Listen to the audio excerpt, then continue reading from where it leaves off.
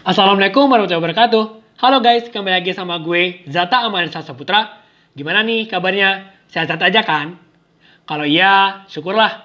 Kalau enggak, semangat.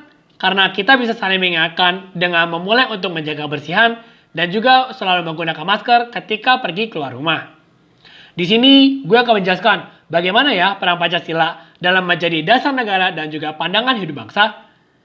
Sebenarnya materi ini sudah pernah disampaikan di kelas 10 dan kelas 11 di mata pelajaran Pendidikan Pancasila dan Kewarganegaraan. Tapi siapa yang masih ingat? Oke, kalau saya emang gak ingat, ini akan menjadi preview kecil bagi kalian. Dan gak lama lagi, let's go to the video. Oke, kita langsung mulai aja ke bagian paling pertama, yaitu apa sih pengertian dari negara itu? Negara adalah suatu organisasi kekuasaan yang berdaulat dengan tata pemerintahan melaksanakan tata tertib atas suatu umat di suatu daerah tertentu. Dari Diponolo tahun 1975 ayat 23 sampai 25. Nah, indikasi dari sebuah negara itu adalah adanya wilayah, adanya penduduk, dan juga adanya pemerintahan. Nah, kalau seandainya dari unsur-unsur ini, bayangkan aja kalau seandainya satu unsur itu ada yang hilang. Kalau seandainya nih unsur, misalkan unsur wilayah nggak ada. Kalau seandainya wilayah unsur nggak ada, gimana pemerintahan dan juga rakyat bisa tinggal, bisa hidup dan bisa berkembang. Sedangkan kalau misalkan nih, suatu negara ada pemerintahan, ada wilayah, tapi nggak ada rakyatnya. Lalu apa yang diperintah? Lalu apa yang diatur? Apa yang mesti dibina? Sedangkan kalau seandainya suatu negara ada wilayah, ada rakyat, tapi nggak ada pemerintahannya, kira-kira apakah suatu negara itu akan menjadi bisa teratur? Belum tentu. Karena apa? Tidak ada yang mengontrol, tidak ada yang membina, yakni dari tugas si pemerintah sendiri. Nah, Pancasila sebagai dasar negara. Pancasila sebagai dasar negara menjadi landasan atau acuan utama dari dilaksanakannya berbagai aspek kehidupan NKRI. Sebagai contoh, kita bisa lihat bagaimana undang-undang dibangun, habis itu nilai dan norma bisa diciptakan. Itu pun patokannya adalah dari Pancasila itu sendiri. Sehingga dari peraturan tertulis dijelaskan bahwa negara Indonesia merupakan negara kesatuan berbentuk republik. Spesifiknya adalah pasal UUD 1945 pasal 1. Dari dengan dijadikannya Pancasila sebagai dasar negara ini, itu ada dampak-dampaknya teman-teman. Nah, dampaknya itu apa aja sih kira-kira? Nah, dampaknya itu yang pertama adalah konsep pemerintahan pun sejalan dengan sila pertama dan sila kedua. Ayo, siapa yang masih ingat? Apa sih sila kedua dan keempat itu? Apa ya? Oke, kalau seandainya emang gak hafal, gue ingetin lagi. Jadi kalau seandainya sila kedua itu kan berarti kemanusiaan yang adil dan beradab.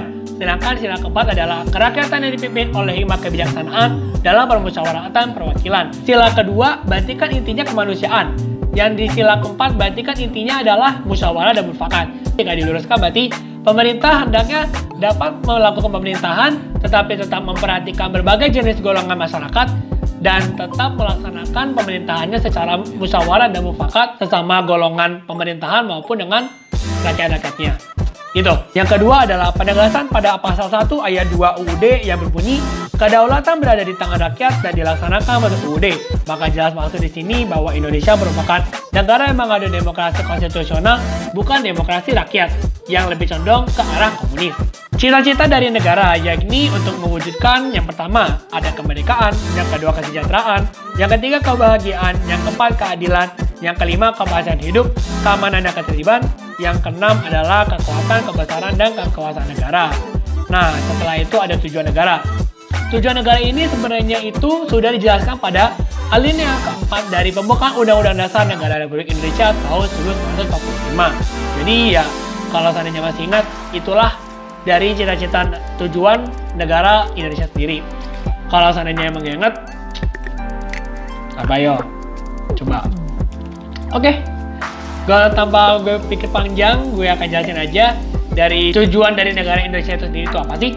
Nah, tujuannya itu adalah memajukan kesejahteraan umum, mencerdaskan kehidupan bangsa, dan ikut melaksanakan ketertiban dunia, perdamaian abadi, dan keadilan sosial. Sekarang kita lanjut ke bagian berikutnya. Tadi kan Pancasila sudah menjadi sebagai dasar negara. Sekarang ini Pancasila menjadi sebagai pandangan hidup.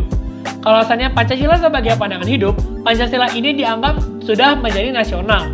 Karena menurut gue, Pancasila ini nilai-nilainya diambil dari nilai-nilai luhur yang sudah lahir pada individu atau manusia Indonesia. Sehingga dipikir-pikir, untuk apa suatu aturan itu dibentuk atau dasar negara itu dibentuk, tetapi tidak bersesuaian dengan untuk siapa peraturan tersebut diperuntukkan. Dan Pancasila memiliki nilai-nilai luhur yang berasosiasi masing-masing silanya, seperti nilai ketuhanan, seperti nilai kemanusiaan, nilai persatuan, nilai musyawarah dan mufakat, dan nilai keadilan.